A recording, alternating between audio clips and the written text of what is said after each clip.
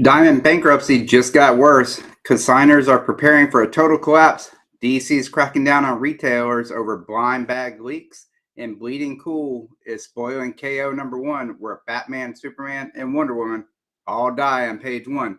We've got heartbreak, high stakes, and massive comic sales. Let's jump into it. I'm Brian. This is Comic Issues Daily, brought to you by I Have Comic Issues and our channel sponsor, Ron's Comic Closet. And if you where we have back issues, new releases. And if you use code I Have Issues at checkout, you'll get 20% off your first purchase with Ron. Support the channel, save some cash, and fill those long box gaps before somebody else does. Also, before we do that, this is October, which is C3 month, or Comics Curing Cancer month here on YouTube. So please support Comics Curing Cancer if you can. Last night I interviewed or talked to Rob's Fast X of Comics, DJ Links, and Mark from Legion of Comics on the Comic Channel Origin live stream. I'll have a link here where you can see that. But go check that out. That was last night's episode of Comic Channel Origins. A great episode. Thank you guys for everything that you do. And I'll show their promo video for the upcoming Comics Curing Cancer auction here in just a little bit. All right. Our main story today is that Diamond consigners have this one's huge. ICV2 is reporting that several consigners who worked with Diamond Comics Distribution are filing motions in court, preparing for the possibility that Diamond might not make it through bankruptcy. They're basically bracing for a Chapter 7 liquidation, which would mean total shutdown instead of a reorganization.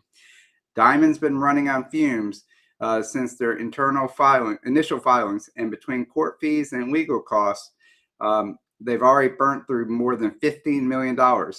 What's worse, many small publishers and comic shops still rely on Diamond's infrastructure for inventory, accounting, and shipping. If that collapses, it could leave a ton of products in limbo, and it's kind of wild seeing this unfold in real time. This is the same company that used to be the industry. If Diamond goes down completely, we're talking about a direct market shakeup like we haven't seen in decades. And speaking of direct market, DC's out there reminding retailers that playing fast and loose can cost them. But before we get into that one, we've got some people in chat. Hey, we got Mark from Legion of Comics. Yeah, he said, to be fair, DC included those DC KO pages in the back of every DC comic for the past 2 weeks. It's a stinger intro to the event. Yep, it's a great preview, like trailer for the upcoming stories of DC KO. All right. So apparently DC's distributor Lunar had to send out another warning to shops not to sell blind bag comics before their official release date. KO #1 seems to be at the center of it. Some retailers were posting them for sale early, which violates DC shipping agreements. Lunar made it clear that if stores keep doing this, they risk losing early delivery privileges altogether. That means no more books a day early, no more prepping for Wednesday's rush, and in this market, that's a big deal. Fans, of course, are still split on blind bags in general. Some love the chase, others hate paying for something they can't see, but it's the retailers caught in the middle trying to balance hype, policy, and survival.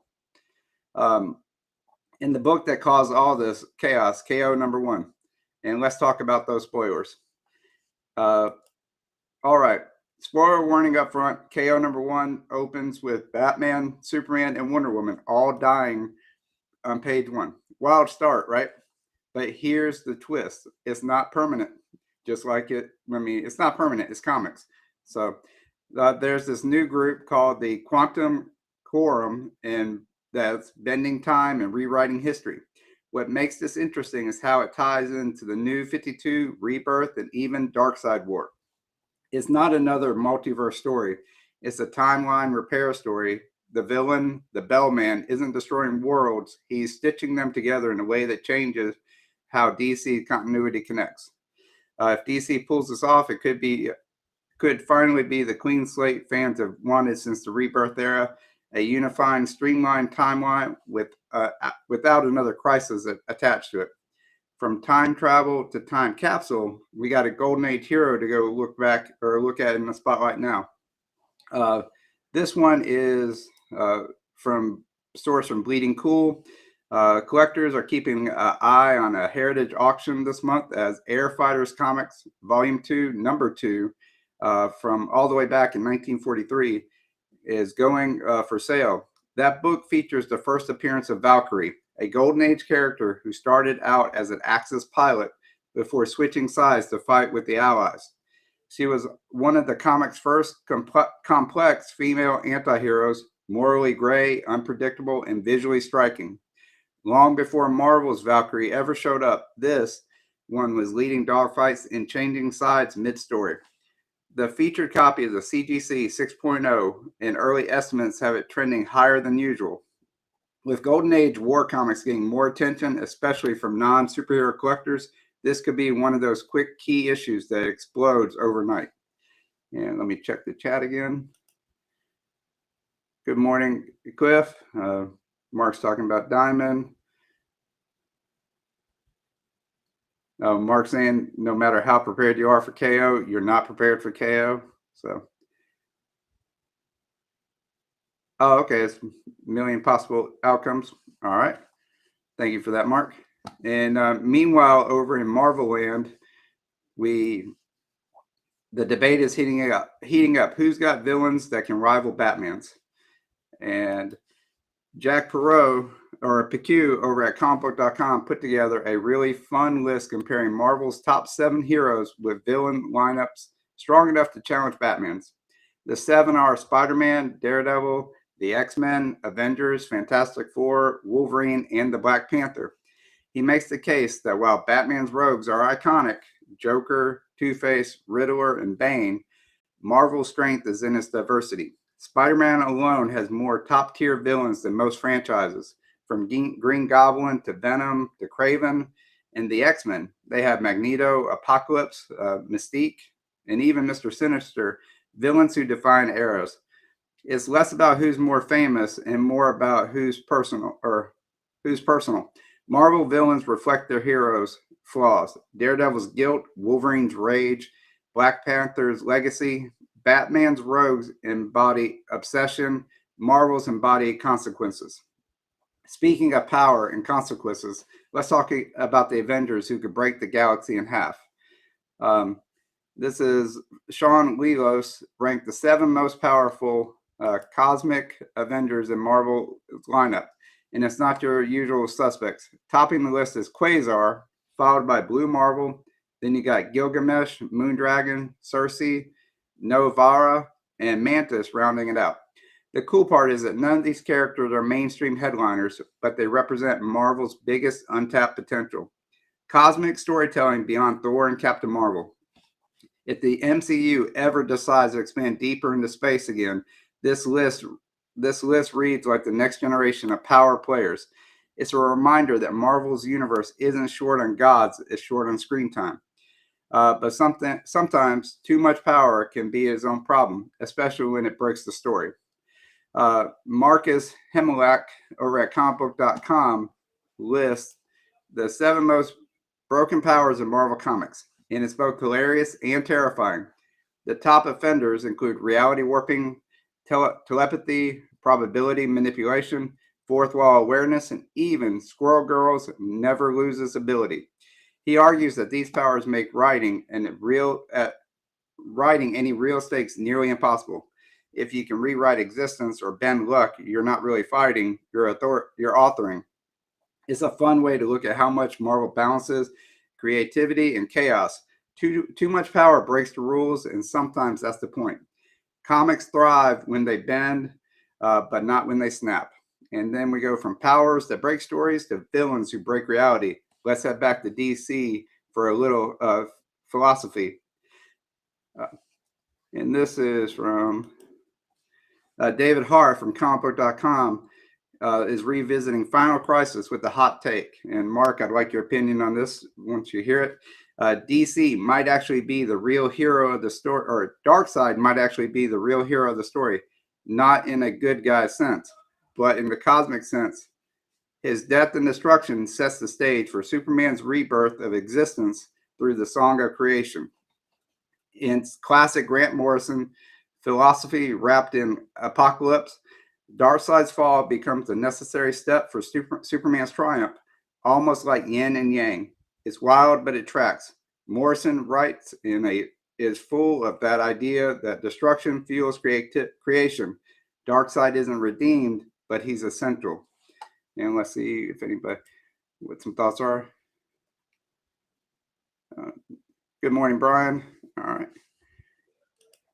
And speaking of emotion and sacrifice, let's switch over to the MCU, where heartbreak still hits just as hard.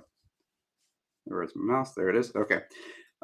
Matthew Aguilar from comicbook.com has listed 4 MCU moments that still destroy fans emotionally.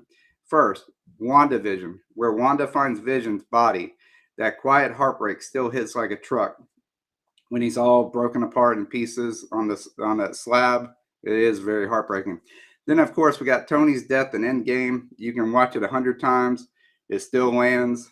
And then, I mean, that last like 40-something minutes of Endgame is great. From the Avengers assemble all the way through to the end. And it still lands. Then he highlights Wakanda Forever's tribute to T'Challa, which says more with the silence than most movies say with words. And then finally, we got Agatha All Along. When Agatha loses her son, Nicholas Scratch, it's not about magic, it's about grief.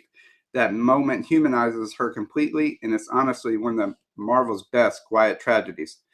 And now we're going from heartbreak to high sales. Let's wrap things up with today's biggest movers on CovrPrice. All right, let's close with some numbers. Today's CovrPrice Daily Shakers report shows just how wild the market's been this weekend. X-Men #1 from 1963 led the pack with the CGC 3.5 sale at $6,000, and then you got a tie at $2,250 for a Star Wars #1 from 1977, the Howard Chaykin newsstand copy, an Amazing Spider-Man 300, Todd McFarlane's Venom debut. Both of those were a CGC 9.8. And then we got Fantastic Four #44 from 1966, pulled in $2,100 and a 7.0. And a Batman 423, another McFarlane classic from 1988, hit $2,000 and a 9.8. And Amazing Spider-Man 129, the first appearance of Punisher and also the Jackal, went for $1,700. And at ASM #3, the first appearance of Doc Ock, sold raw for $1,650. And even a Batman #3 from 1940 and a 0.5 moved for $1,625, proving that the golden age is alive and well. Then on the modern side, Walking Dead #1 hit $1,577 on a CGC 9.6, and Superman #76, the first ever Batman Superman team up, was brought in $1,450 on a CGC 6.0. Every era is moving, and mid grades are surging again. Check CovrPrice.com for the full data and trends. All right, let me check the chat again. I don't know, Mark. You're more of the DC expert than anybody else that I know. Maybe second to Cliff, or y'all are right there, probably tied. So I'll have to lean on your expert on who's the yin and who's the yang of that. Yeah. Right now, I want to promote or talk about Comics Curing Cancer. This is October, is the Comics Curing Cancer month, and last night on my Comic Channel Origins live stream that I do every Sunday at 6 p.m. Central, 7 p.m. Eastern, I had the gentleman from Comics Curing Cancer on to. They're the top trio from this earth. I had them on to talk about about C3 and stuff.